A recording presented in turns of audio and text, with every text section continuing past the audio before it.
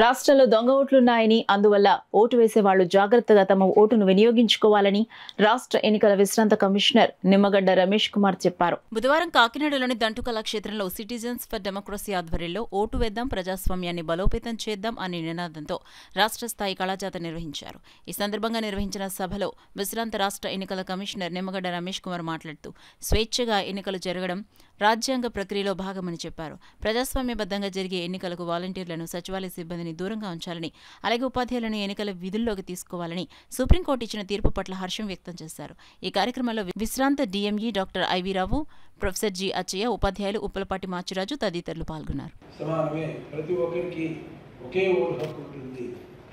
ఇతరత్ర అసమానతలు ఉన్నా కూడా మనకి ప్రజా జీవితంలో మాత్రం మనమంతా కూడా సమభాగస్వామ్య వ్యవస్థ అనే విషయాన్ని తెలియజేస్తూ ఈ ఓటు హక్కు రాజ్యాంగం ప్రసాదించిన ఓటు హక్కుల్లో అత్యంత ప్రాధాన్యం కలిగిన ఓటు హక్కు.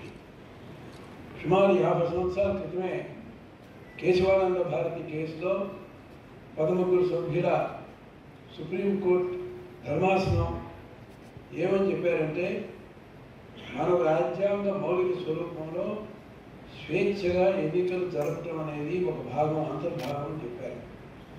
అంచేత స్వేచ్ఛగా ఎన్నికలు జరపడం అనేది మనం అందరం కోరుకోవాల్సింది, మనం అందరం అడగాల్సింది. ఇది రాజ్యాంగ పరంగా మనకు ఏర్పడవలసిన ప్రక్రియ. దీంట్లో ఎటువంటి రాజీ, ఎటువంటి మినహాయింపు కూడా లేదు. ఈ విషయం మన అందరం కూడా తెలుసుకోవాలి, దీని మీద అవగాహన ఉండాలి.